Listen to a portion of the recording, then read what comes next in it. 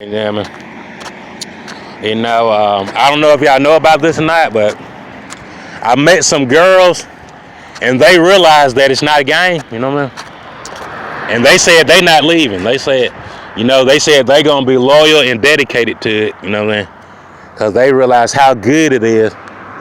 It's really good. And they said they ain't going nowhere. And they let me see them all kinds of different ways, you know? Because they realize that that's how good it really is. And I'm very proud that they graduated. They graduated, you know. And you might not believe it, ladies, but they can go places and get people to print up doctorate degrees and master's degrees, and they never even went to school, just because they realize how good it really is, you know what I mean? And they said they ain't going nowhere. They always gonna be there to be utilized, you know what I mean?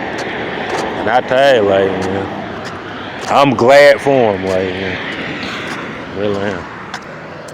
I'm glad for him. Because the lady said, she told me some of them know how it's supposed to go, but they be trying to be gigolos and pimps and stuff, and they don't be, they leave them without, their children don't have nothing. They go without the things that they supposed to have. And they saying, who they leaning on, for that loyalty, they ain't doing what they supposed to do. They say, they have to find somebody else that play by the rule. Sad, but it's true. Because some people can't do but one thing at a time. Everybody is not gifted. Everybody ain't that gifted where they can do a whole lot of stuff at the same time. Some people, he can only live with the Swiss Family Robinson or the Brady Bunch, and that's it. He can't do nothing else. He limited. He don't know how to broaden the horizons in that. And you got to say it. At least he telling you he can't be at two places at the same time.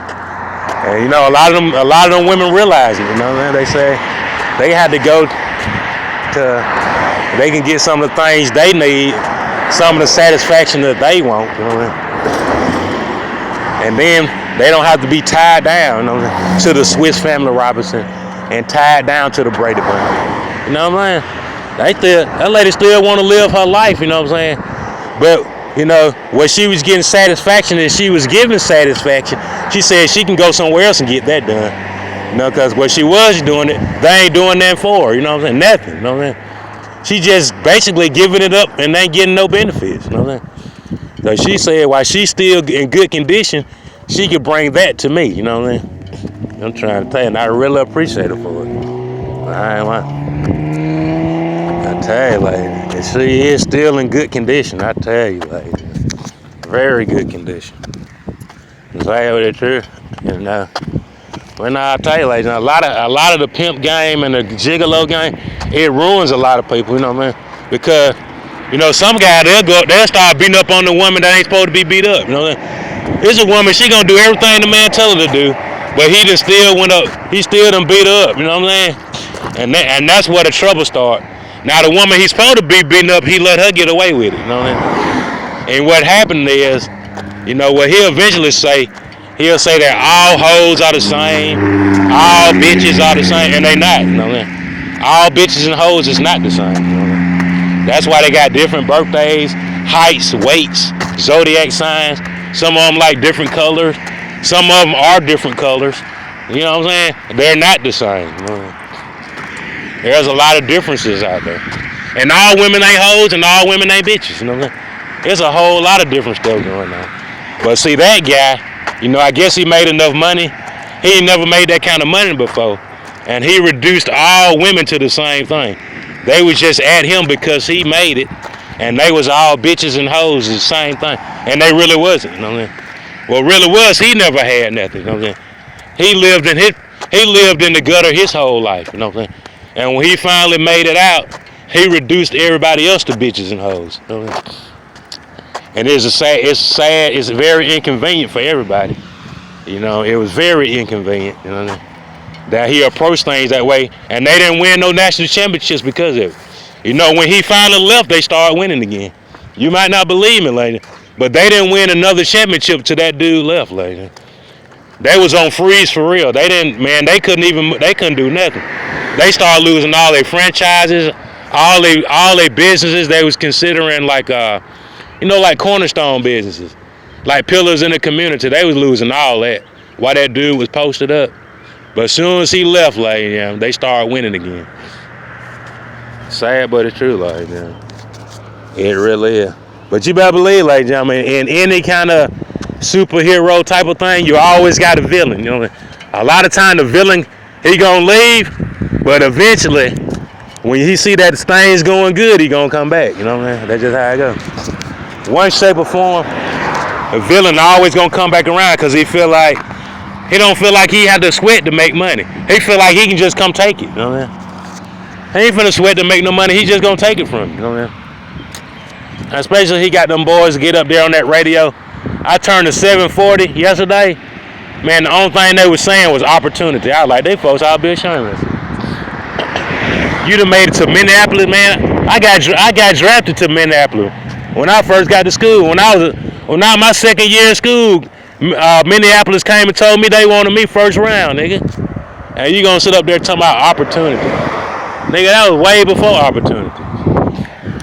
I couldn't believe they was on there saying that. Like, then they got the nerve to talk about yellow card and pizza and what they'll do to your food when they mad at you. I was like, Lord have mercy.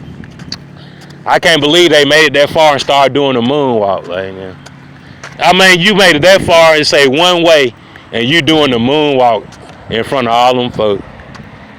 I gotta tell you, like, sometimes you can take folks out the project, like, but you can't take the project out. Sometimes, tell you can take them out that ghetto, out that gutter. You can take them out of Beauregard County. You can take them out of goddamn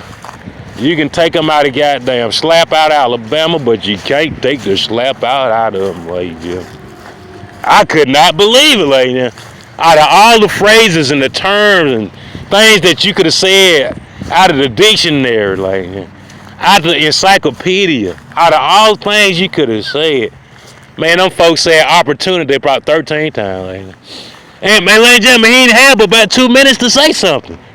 All he kept saying was opportunity. Like, I could just see the points. I could just see the points leaving right when he was saying it. I could see him losing. You know what I mean? I could see it just like that time Nick Saban said it. I could see them. They made it all that way. 15-0, first time in history since 1897.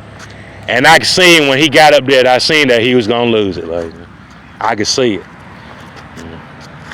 But you never know, man. You know the alumni probably told. I ain't gonna lie, like, I know a lot of people out there at XM Radio. Imus, I know them folk. Imus, Rush Limbaugh, you know what I'm saying? Michael Savage, I know them folk. I'm just saying, I probably know they probably know me, but I know the alumni had to tell them dudes to say that. They would not have put that game in jeopardy on their own. Like, no way, no how. Like, they had to be getting a signal from somebody to say that. Like.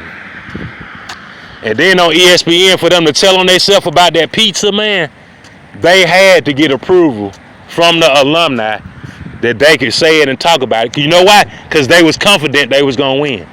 And they did win. But guess what? The referee, ladies and gentlemen, that penalty flag, that whistle blowing, guess what? Auburn won the game. I'm not going to lie to you. They did win it. But goddamn, the penalty, that's what they forgot about. I was saying, as old as you are, why didn't you think that you could get penalized for that? Why didn't you? You didn't think that you can get penalized for playing with somebody's food, man? You didn't? Well, now you know. It's sad that you had to learn on that level, though. You know what I mean? It's sad that you had to learn that high. You could have been higher echelon. You could have been considered the high echelon. You could have been a national champion. A national championship, like, you could have won it. You know what I'm saying? That's what you got to think about. You could have won a national championship. But instead, you rather play around with somebody's food. Like, I tell you, like, sad, but it's true. And play around with somebody H2O too, like, somebody juice and stuff. That's it don't get no more low down that way. It's sad because Hyundai usually give you a day off. I believe Hyundai would have called everybody and said, look, Auburn playing for the national championship. don't even come out here today.